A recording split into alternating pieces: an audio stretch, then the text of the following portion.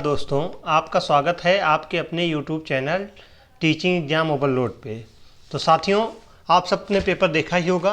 Paper इस बार पिछले 2 साल के मुकाबले पेपर बहुत इजी आया था, क्योंकि पिछले 2 साल जो पेपर का लैंग्वेज थी बहुत ही हार्ड लेवल की लैंग्वेज थी, लेकिन इस बार पेपर की लैंग्वेज भी इजी थी और पेपर भी इजी था। जो मैंने पढ़ाया था सब आपको हूबहू देखने के मिले। एसएसटी एनसीईआरटी में 2 से 3 क्वेश्चन छोड़ दूं तो लगभग पूरे प्रश्न एनसीईआरटी 6 to 8 की जो मैंने नोट्स दिया था वहीं से बने थे।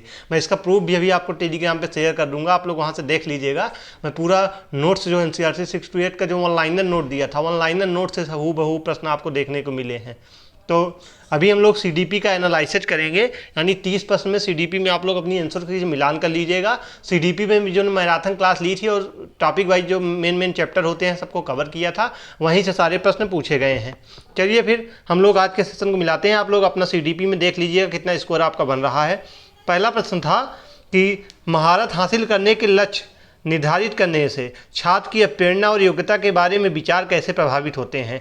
यह अक्सर योग्यता के वृद्धिशील दृष्टिकोण में बढ़ी हुई बाहरी प्रेरणा और विश्वास को दर्शाता है। यह अक्सर योग्यता के स्थिर दृष्टिकोण में बढ़ी हुई आंतरिक प्रेरणा और विश्वास को दर्शाता है। यह अक्सर योग्यता के वृद्धिशील दृष्टिकोण से बढ़ी हुई आंतरिक प्रेरणा और विश्वास को दर्शाता है। यह अक्सर योग्यता के स्थिर दृष्टिकोण से बढ़ी हुई बाहरी प्रेरणा और विश्वास को दर्शाता है। तो बताइए क्या हो जाएगा। तो इसमें जो सही आंसर आपका हो जाएगा, यह अक्सर योग्यता के वृद्धिशील दृष्टिकोण से बढ़ी हुई आंतरिक प्रेरणा और विश्वास को दर्शाता है, यानी इसका विकल्प सी थर्ड आपका सही हो जाएगा। अगला प्रश्न था समावेशी कक्षा। तो समावेशी कक्षाओं में बच्चों के बीच हर तरह की विभिन्नता को दूर करने का लक्ष्य रखना है, को पहचानना चाहिए कि हर बच्चा एक ही दर से और एक ही समय में सीखेगा। मैं विशेष बच्चों की ज़रूरतों को पूरा करने के लिए अलग शैक्षिक कार्यक्रम पेश किया जाता है, या अलग अलग विभिन्नताओं के अनुसार विभेदित निर्देश दिए जाते हैं।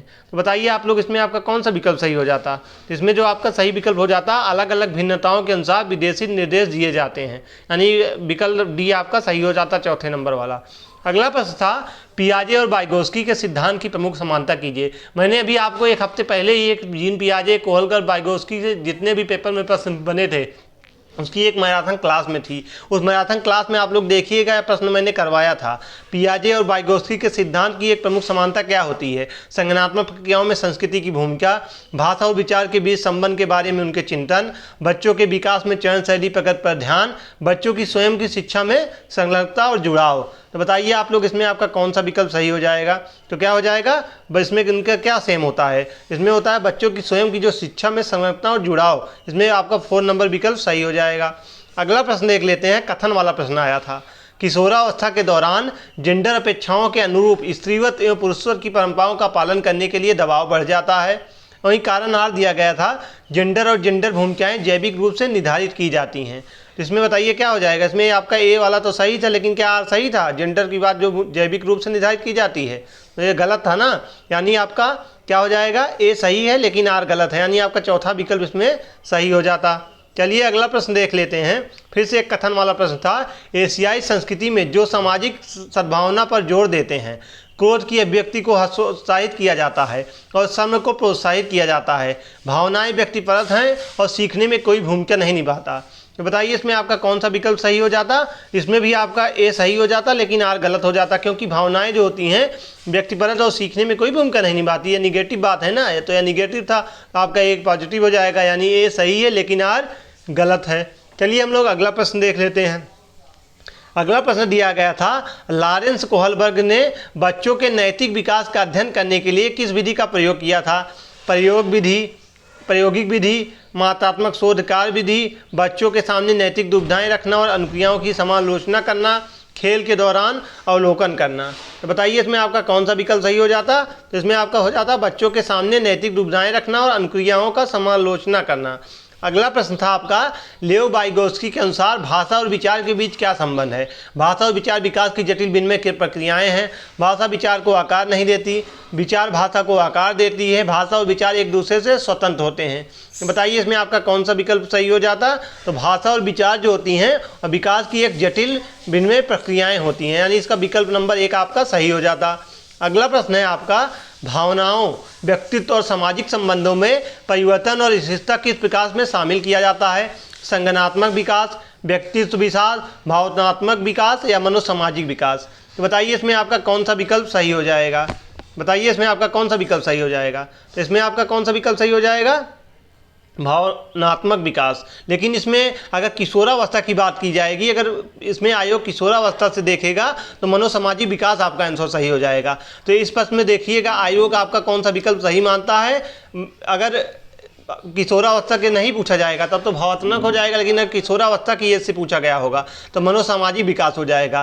तो इसमें आपके दोनों प्रश्नों के आंसर सही हो सकते हैं, इसलिए इसका आयोग क्या आंसर मानता है आयोग के ऊपर डिपेंड करता है। अगला प्रश्न हम लोग देखते हैं। अभिकथन ये दिया गया है, शिक्षकों को बच्चों को प्रयोग के लिए बहुत सारे अवसर देने चाहिए और उदाहरण और गैर उदाहरण पर चर्चा करनी चाहिए। गैर उदाहरण की बात की जाए या सही बात है, लेकिन क्या बच्चों में गलत अवधारणाओं से निपटने का एक रचनात्मक तरीका विपरीत उदाहरण प्रदान करना है। तो बताइए इसमें आपका कौन सा विकल्प हो जाएगा। तो इसमें आपका कौन सा विकल्प हो जाएगा। इसमें आपका ये भी बात सही हो जाएगी, ये भी सही हो जाएगी। तो मैंने आपको कई बार बताया था कि लगभग 90% आपके ए और आर दोनों सही होते हैं, आर ए की सही व्याख्या करता है। इसमें आपका विकल्प दूसरा सही हो जाएगा, ए और आर दोनों सही हैं, ए आर की सही व्याख्या करता है। अगला प्रश्न आपका था कि पठन वैकल्य से जूझ रहे छात्रों को पढ़ना सिखाया जा सकता है अनुकूलन की अनुबंधन विधि के माध्यम से, व्यवस्थित धनात्मक परीक्षण के माध्यम से, उच्च ग्रेड। मैंने आपको निगेटिव टैग वर्ड कराया था 1 घंटे की मैराथन क्लास, जिसमें मैंने सारे टैग वर्ड सीडीपी के हर सब्जेक्ट के करवाए थे और प्रश्नों को सॉल्व करना भी बताया था। तो क्या लंबे जटिल गद्यांश ये होंगे, नहीं होंगे। उच्च ग्रेड की बात की जाएगी, निगेटिव वर्ड था। अनुकूलन की अनुबंध विधि के माध्यम से, तो पठन वैकल्प की बात की जा रही है ना, तो इसमें क्या हो जाएगा, इसमें आपका हो जाएगा व्यवस्थित धनात्मक परीक्षण के माध्यम से, यानी इसमें आपका विकल्प 2 सही हो जाएगा ना। इसमें आपका कौन सा विकल्प सही हो जाएगा, दूसरा विकल्प सही हो जाएगा। अगला प्रश्न था आपका, एक शिक्षिका खुद से पूछती है, मैं ऐसे अनुभव कैसे प्रदान कर सकती हूँ जिसमें छात्रों को पर्यावरण में विभिन्न प्रकार की वस्तुओं को वर्गीकृत करने में उनके वर्गीकरण के स्कीमाओं में विश्लेषण करने की आवश्यकता हो, वह छात्रों में किस बुद्धिमत्ता को बढ़ावा देने की कोशिश कर रही है। तो बताइए इसमें आपका कौन सा विकल्प सही हो जाता, शारीरिक गति संवेदी बुद्धिता, भाषाई बुद्धिमत्ता, अंतर्व्यक्तिक बुद्धिता या प्राकृतिक बुद्धिता। बताइए इसमें आपका कौन सा विकल्प सही हो जाता। इसमें हो जाता आपका नेचुरल यानी प्राकृतिकवादी बुद्धिमत्ता हो जाती, प्राकृतिक बुद्धिमत्ता हो जाती। अगला प्रश्न है आपका, निम्नलिखित में से कौन सा सुमेलित युग्म नहीं है। योगात्मक मूल्यांकन, इसमें पेपर पेंसिल परीक्षण के साथ साथ गैर लिखित व्यवहारों से विस्तृत विवरण शामिल किया जाता है। मानदंड संदर्भित मूल्यांकन या विशिष्ट विषयों की महारत शामिल होती है। मानक संदर्भित मूल्यांकन साथियों के प्रदर्शन की तुलना करता है। रचनात्मक मूल्यांकन यह निर्धारित करता है कि छात्र कक्षा से पहले और बाद में क्या कर सकते हैं। तो बताइए इसमें आपका कौन सा विकल्प सही हो जाएगा। बताइए आप लोग इसमें कौन सा विकल्प सही हो सकता था आपका। तो मानक संदर्भित मूल्यांकन जो होता है साथियों के प्रदर्शन की तुलना करता है, इसमें आपका विकल्प 3 सही हो जाता। अगला प्रश्न है आपका, निम्नलिखित में से कौन सा दृष्टिबाधित विद्यार्थियों को कक्षा में भागीदारी लेने में बाधा डालता है। ग्राफिक सामग्री के स्पर्शनीय तरीके, इलेक्ट्रॉनिक रूप से प्रारूपित व्याख्यान प्रतिलेखन, मुद्रित पाठ्य पुस्तकें और नोट्स, उभरी हुई रेखा चित्र और मानचित्र। तो बताइए इसमें इसमें आपका कौन सा विकल्प सही हो जाएगा। तो मुद्रित पाठ्य पुस्तकें और नोट्स हो जाएंगी, क्या हो जाएंगी, क्योंकि यह एक निगेटिव वर्ड था ना, बाधा डालने की बात की जा रही है ना। तो मुद्रित पाठ्य पुस्तक के माध्यम से आप दृष्टिबाधित बच्चों को कैसे पढ़ाएंगे, क्या निगेटिव था, जिसमें आपका तीसरा सही हो जाएगा। अगला प्रश्न है आपका, निम्नलिखित में से कौन सा प्रश्न विश्लेषणात्मक चिंतन को बढ़ावा देता है। तो विश्लेषणात्मक चिंतन की बात की जा रही है ना। तो भारत की जनसंख्या वृद्धि के विभिन्न कारण, भारत की राजधानी क्या है, भारत में कितने राज्य हैं, भारत की कुल जनसंख्या कितनी है, इसके सबके एक ही आंसर है, लेकिन भारत की जनसंख्या वृद्धि के विभिन्न कारण, इसमें आपको कई आंसर मिल सकते थे, इसलिए इसका आंसर क्या हो जाएगा, पहला आंसर इसमें आपका सही हो जाएगा। अगला प्रश्न था, संवेदनशील अवधि वह समय अवधि होती है जिसके दौरान क्या होता है, कुछ विशेष रूप से सामान्य विकास के लिए महत्वपूर्ण होती है। इसमें आपका क्या हो जाएगा बताइए। तो क्या हो जाता है, पर्यावरणीय कारक विशेष रूप से सामान्य विकास के लिए महत्वपूर्ण होती है। अगला प्रश्न देखते हैं, अभिकथन ये दिया गया है, शिक्षकों को शिक्षार्थियों के बीच व्यक्तिगत भिन्नताओं का सम्मान करना चाहिए और सभी शिक्षार्थियों की आवश्यकताओं के अनुसार अपने शिक्षण को समायोजित करना चाहिए। तो शिक्षकों को विविध पृष्ठभूमि के शिक्षार्थियों को पढ़ाते समय उनके बीच सहयोग, समूह कार्य और बातचीत से बचना चाहिए। तो इसमें बताइए आपका कौन सा सही हो जाएगा। तो बताइए कौन सा सही हो जाएगा। इसमें आपका ए तो सही हो जाएगा, लेकिन आर गलत हो जाएगा ना। शिक्षकों को विविध पृष्ठभूमि के शिक्षार्थियों को पढ़ाते समय उनके बीच सहयोग, समूह कार्य और बातचीत से बचना चाहिए। बचना चाहिए क्या है, निगेटिव है ना। इसमें ए सही हो जाएगा, लेकिन आर आपका गलत हो जाएगा। तो ए सही है लेकिन आर गलत है, यानी आपका चौथा विकल्प इसमें सही हो जाएगा। अगला प्रश्न देख लेते हैं, जीन पियाजे के अनुसार बच्चे वयस्कों में किस प्रकार भिन्न होते हैं। तो जीन पियाजे के अनुसार जो बच्चे होते हैं वयस्कों से किस प्रकार भिन्न होते हैं। बच्चों की सोच मात्रात्मक रूप से वयस्कों से भिन्न होती है। बच्चे वयस्क पर निर्भर होते हैं जबकि वयस्क स्वतंत्र होते हैं। बच्चों की तुलना में वयस्क बहुत अधिक ज्ञानी होते हैं। बच्चों की सोच वयस्कों से गुणात्मक रूप से भिन्न होती है। तो बताइए इसमें आपका कौन सा विकल्प सही हो जाएगा। तो बच्चों की जो सोच होती है वयस्कों से गुणात्मक रूप से भिन्न होती है, ना कि मात्रात्मक रूप से। इसमें चौथा विकल्प आपका सही हो जाएगा। अगला प्रश्न दिया गया था, कथन ये कहा गया था, स्कूलों को ढांचे के भीतर कार्य करना चाहिए जो तैयार उत्पाद और सीखने के परिणामों का आकलन करते हैं। उसके बाद कारण आर दिया गया था, सीखना पक्के तौर पर अनुक्रमिक और पदानुक्रमित होते हैं। इसमें आपको सही विकल्प चुनना था। ए और आर दोनों गलत हैं, ए और आर दोनों सही हैं, और ए की आर सही व्याख्या करता है, या ए और आर दोनों सही हैं लेकिन ए आर की सही व्याख्या नहीं करता, या ए सही है लेकिन आर गलत हैं। तो बताइए इसमें क्या हो जाएगा। इसमें ए और आर दोनों गलत हो जाएंगे आपके। क्या हो जाएगा इसमें, ए और आर दोनों आपके गलत हो जाएंगे। अगला प्रश्न है आपका, निम्नलिखित में से कौन सा कथन स्वालीनता के संदर्भ में सही है। स्वालीनता का इलाज किया जा सकता है, उम्र के साथ इसमें सुधार आता है। स्वालीनता वाले सभी लोगों में कम से कम एक विशेष कौशल होता है। स्वालीनता एक तंत्रिकी विकार होता है। स्वालीनता केवल वातावरण कारक होता है, तो केवल निगेटिव शब्द आपका काट दीजिए। लोगों से कम एक विशेष कौशल होता है, या भी कम निगेटिव है, या हो सकता था, लेकिन स्वालीनता एक तंत्रिकी विकासात्मक विकार होता है। तो क्या होता है, तंत्रिकी विकासात्मक विकार होता है। इसका तीसरा ऑप्शन आपका सही हो जाएगा। रचनावादी शिक्षण विद्यार्थियों को अधिगम की ओर ले जाता है, क्या खोज आधारित तो ही ले जाएगा। इसमें आपका क्या हो जाएगा, खोज आधारित हो जाएगा। अगला प्रश्न है आपका, जीन पियाजे के संज्ञानात्मक विकास का सिद्धांत यह बताता है कि शिक्षण का बल गतिविधि के परिणाम पर होना चाहिए, ना कि सोचने की प्रक्रिया पर। व्यवहार को दंड और पुरस्कारों के माध्यम से अनुकूलित किया जाना चाहिए। अवधारणाओं को जटिल से सरल के क्रम में सिखाया जाना चाहिए, या पाठ्यक्रम को बच्चों के आयु समूह व चरण को ध्यान में रखकर तैयार किया जाना चाहिए। तो बताइए इसमें आपका कौन सा विकल्प सही हो जाएगा। तो पाठ्यक्रम को बच्चों के आयु समूह व चरण को ध्यान में रखकर तैयार किया जाना चाहिए। अगला प्रश्न था आपका, प्रगतिशील शिक्षा में बच्चों को किस तरह देखा जाता है। कमजोर और सुरक्षा के रूप में, मासूम और आश्रित के रूप में, आज्ञाकारी और केवल ज्ञान का उपयोग करने में सक्षम, या ज्ञानवर्धक और अर्थ को रचना करने में। तो बताइए इसमें आपका कौन सा विकल्प सही हो जाता। तो क्या हो जाएगा, ज्ञानवर्धक और अर्थ की रचना करने में, यानी इसका विकल्प चौथा आपका सही हो जाता। अगला प्रश्न है आपका कि रमा एक शिक्षिका है जो वाइगोस्की के सिद्धांत को अपनी कक्षा में लागू कर रही है, और वह एक चुनौतीपूर्ण कार्य को पूरा करने के लिए अपने छात्रों को समूह में काम करने के लिए नियुक्त करती है। कार्य के दौरान एक छात्र एक महत्वपूर्ण संकल्पना को समझने के लिए संघर्ष करता है। तो रमा के लिए इस छात्र की मदद करने का सबसे प्रभावी तरीका क्या होगा।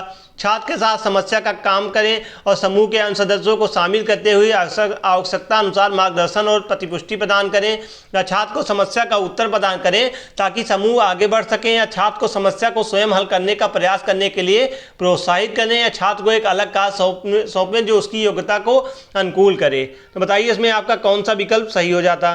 तो बताइए इसमें आपका कौन सा विकल्प सही हो जाता। तो इसमें सबसे बड़ा आपका क्या हो जाएगा, छात्र के साथ समस्या पर काम करें और समूह के अन्य सदस्यों को शामिल करते हुए आवश्यकता अनुसार मार्गदर्शन और प्रतिपुष्टि प्रदान करें, यानी इसमें आपका विकल्प ये सही हो जाता था। मैंने आपको जब टैग वर्ड कराया था तो मैंने आपको बताया था, अगर आपको सबसे बड़ा आंसर और पॉजिटिव आंसर दिखे तो लगभग 90% वो आंसर आपका सही माना जाएगा, आप उस पर टिक लगा दीजिएगा। तो यह सबसे लंबा आंसर था और पॉजिटिव आंसर था, तो यह आंसर सही हो जाएगा।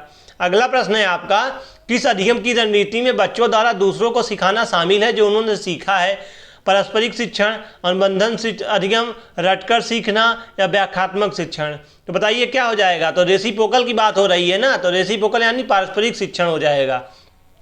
अगला प्रश्न है, छात्रों के विविध समूहों को पूरा करने के लिए निम्नलिखित में से कौन सा सांस्कृतिक रूप से उत्तरदायी शिक्षण का सही वर्णन करता है।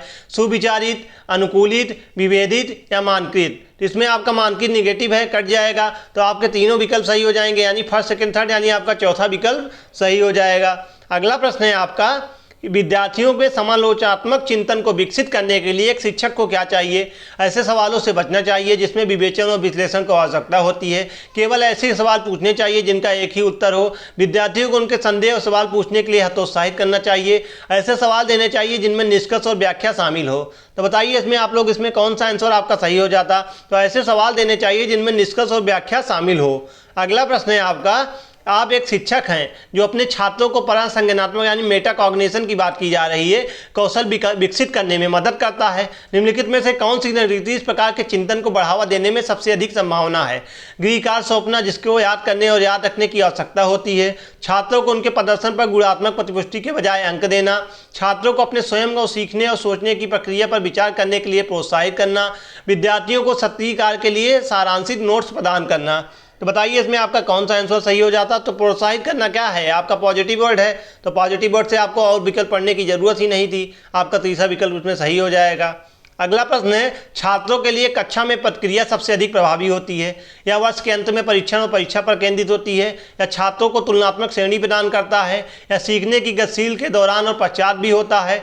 या इस बात पर ध्यान केंद्रित करता है कि बच्चा क्या नहीं कर सकता बजाय इसके कि वह क्या कर सकता है? तो बताइए इसमें आपका कौन सा विकल्प सही हो जाता? तो यह सीखने की गतिविधि के दौरान और पश्चात भी होता है, यानी इसका आपका तीसरा विकल्प सही हो जाता। अगला प्रश्न है आपका, कथन ये दिया गया था, शिक्षकों को विद्यार्थियों के बीच बहस चर्चा और सहयोग को प्रोत्साहित करना चाहिए। सही बात है आपकी। ज्ञान उत्पादक एक निष्क्रिय प्रक्रिया है जो सामूहिक गतिविधियों में संगततापूर्ण अधिगम में बाधा डालती है। बताइए इसमें आपका कौन सा विकल्प सही हो जाता? इसमें आपका कौन सा विकल्प सही हो जाता? ए सही है, लेकिन आपका क्या आर गलत है? बाधा डालने की बात की जा रही है, तो आपका ए सही है लेकिन आर गलत है, यानी आपका चौथा विकल्प इसमें सही हो जाता।